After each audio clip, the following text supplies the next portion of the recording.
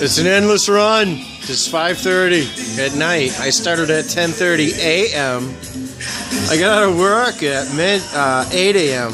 I came home and started up at 10:30. I haven't slept in a long time, brothers. Doesn't matter. You gotta do a run when you can do a run. You gotta bathe it in the gas, in the warm water, whatever it takes. Make it happen. When you have a day and you have time and you have a sugar wash that's ready and been ready and you haven't been ready, you gotta run that shit, brothers. You gotta get it done for yourself and for the people you love, because they all want some of this. I know you guys know what I'm talking about. I hope you're all well. I'm sure you guys are gonna critique my run, say some things.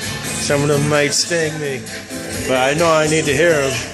I hope you won't hold back. I wish you guys all well. I'll talk to you soon. Quack.